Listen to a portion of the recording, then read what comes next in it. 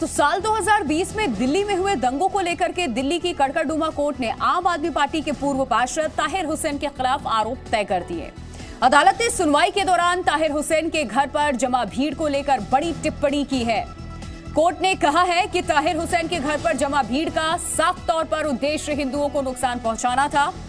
अदालत ने कहा कि तैयारी ऐसी थी कि ऐसा लग रहा था कि ताहिर हुसैन चांदबाग स्थित 4 मंजिला घर बेस के रूप में यूज करते हैं। अदालत ने इस मामले में कई और लोगों के खिलाफ भी आरोप तय किए हैं।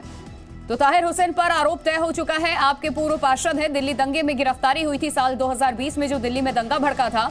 निशाने पर हिंदू थे। कड़कड़डूमा कोर्ट की तरफ से ये कहा गया है, घर को बना लिया था एक तरीके से बेस की तरह इसे इस्तेमाल किया जाता था। और ये तस्वीर देखिए किस तरीके से पेट्रोल बम फेंके गए थे, ऊपर से बोतलें फेंकी गई थी कांच की। ताहिर हुसैन पर फिलहाल आरोप तय हो चुका है। जो साल 2020 में दिल्ली में दंगे भड़के थे, उसके खिलाफ जो आरोप इन पर लगे थे 2020 में, उसको लेकर के कड़कड़डूमा कोर्ट की तरफ से ये कहा गया हिंदुओं के खिलाफ ताहिर की ये साजिश थी। एक तरीके से ताहिर हुसैन पर जो आरोप लगाए गए वो तय हुए।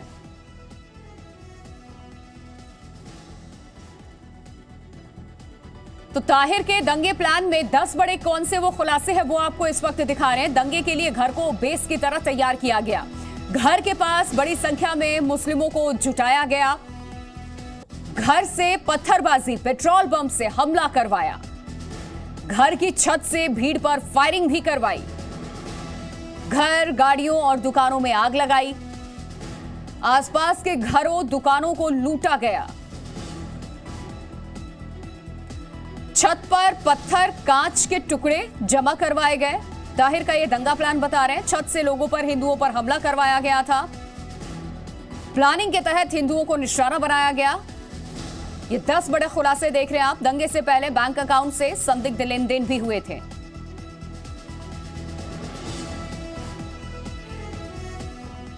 और जी मीडिया संवाददाता अरविंद सिंह इस खबर पे और ज्यादा जानकारी के साथ दिल्ली से हमारे साथ जुड़ चुके हैं। सीधे उनका रुख करते हैं। अरविंद, 2020 में जिस तरीके के दंगे दिल्ली में भड़के थे, वो तस्वीरें आज भी जहन में ताजा हो जाएंगी लोगों की। किस तरीके से पेट्रोल बम फेंके जा रहे थे, अंधाधुंध फायरिंग की जा रही थी, लोगों को निशाना बनाया जा रहा था।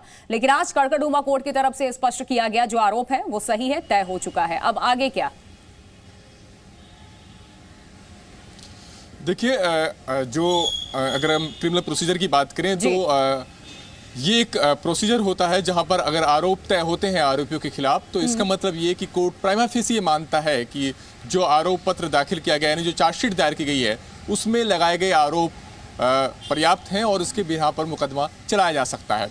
तो अब ताहिर हुसैन को उन तमाम आरोपों के तहत मुकदमे का सामना करना पड़ेगा जो पुलिस ने केस तैयार किया था। लेकिन महत्वपूर्ण बात यह कि एडिशनल सेशन जज पुलस्ते परमाचला ने अपने इस आदेश में ये कहा है कि ये इस मामले में दंगाइयों का मकसद साफ नजर आ रहा है कि वो ज़्यादा से ज़्यादा हिंदुओं को टारगेट करने की फिराक में थे। उनका मकसद हिंदुओं की जान लेना, उनको जान माल का नुकसान पहुंचाना था। और इसके लिए ताहिर हुसैन के घर पर बाकायदा भीड़ इकट्ठी हुई। भीड़ में जो लोग मौजूद थे उनमें से बहुत सारे लोगों के पास एसिड बम थे, पेट्रोल बम थे। इसके अलावा कुछ लोगों के पास बंदूकें भी थी। और जिस तरीके से भीड़ टारगेट कर रही थी, उससे साफ था कि वो आपस में एक दूसरे को उकसा रहे थे। और ताहिर हुसैन की जो भूमिका है वो भी सवालों के घेरे में है। कोर्ट ने अपने आदेश में कहा कि जिस तरीके से इस मामले में गवाह के बयान हुए हैं, उस लिहाज से साबित होता है कि जिनको इस मामले में आरोपी बनाया गया है वो मौके पर मौजूद थे। और सिर्फ मौके पर मौजूद नहीं थे, बल्कि वो हिंदुओं को टारगेट कर फायरिंग कर रहे थे, उन पर पत्थरबाजी, पेट्रोल और एसिड बम फेंक रहे थे। तो कोर्ट ने कहा कि एक कॉमन मोटिव साफ समझ में आता है कि इस भीड़ का मकसद ये था कि ज़्यादा से ज़्यादा हिंदुओं को नुकसान पहुंचाया जा सके। उनको उनकी जान तक लेने पर आमादा थी भीड़, और कई जगह पर उनकी प्रॉपर्टी को नुकसान भी पहुंचाया गया। तो कोर्ट ने ये सारे ऑब्जर्वेशन के साथ ये माना है कि इस मामले में ताहिर हुसैन और बाकी जो 10 लोग हैं उनके खिलाफ आरोप तय किया जाता है। बिल्कुल अरविंद, देखिए क्योंकि आप घर जो हम देख रहे थे, जिस तरीके के अब उनकी तरफ से भी अपनी डिफेंस में जो बातें कही गई थी, उनका घर है वो देखा था हमने।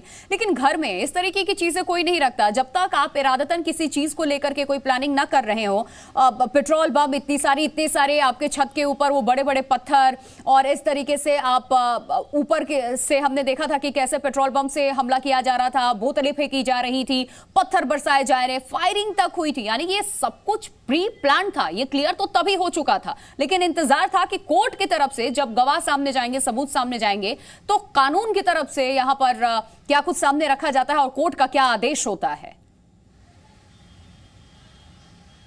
बिल्कुल प्रिया, और ये पहली बार नहीं है कि कोर्ट ने अपने किसी आदेश में ताहिर हुसैन की भूमिका, उसके घर पर भीड़ को जमा इकट्ठा होना और वहां से हिंदुओं को टारगेट करने की बात कही हो।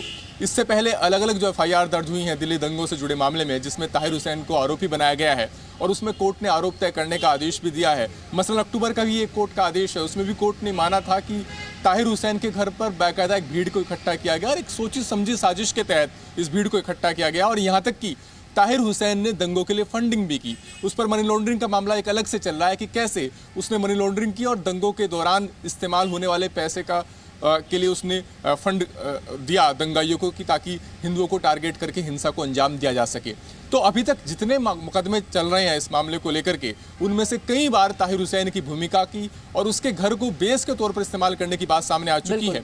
और कोर्ट का ये मानना है, खुद एडिशनल सेशन जज पुलिस से प्रमाण चला के कई पुराने आदेश भी हैं जिसमें उन्होंने आरोप तय करने का आदेश दिया। अलग अलग एफआईआर में ये जो मामला था, ये खजूरी खास थाने में अजय गोस्वामी की तरफ से जो बयान दर्ज किया गया था, उसके आधार पर एफआईआर दर्ज हुई थी। लेकिन इससे पहले भी तमाम मामलों में कोर्ट ताहिर हुसैन की भूमिका पर सवाल खड़े कर चुका है और इस बात को रेखांकित कर चुका है। बिल्कुल, जब उस वक्त तस्वीरें सामने आई थी और ये 2020 के दिल्ली दंगों की तस्वीर अरविंद अभी हम दिखा भी रहे हैं कि तब क्या कुछ हुआ था, किस तरीके से ताहिर हुसैन छत पे स्पॉट भी किए गए थे, ऊपर से कैसे लगातार नीचे हमले किए जा रहे थे, अंधाधुंध यहाँ पर बोतलें फेंकी जा रही थी, कैसे लोगों पर अटैक किया गया था और इतने सारे लोगों को पहले से ही इकट्ठा करके घर में रखा गया था। और कोर्ट ने भी माना इस बात को कि बेस की तरह आपने अपने घर को इस्तेमाल किया था। ये सब कुछ पहले से ही प्रायोजित था। बहुत शुक्रिया अरविंद आपका तमाम जानकारी देने के लिए।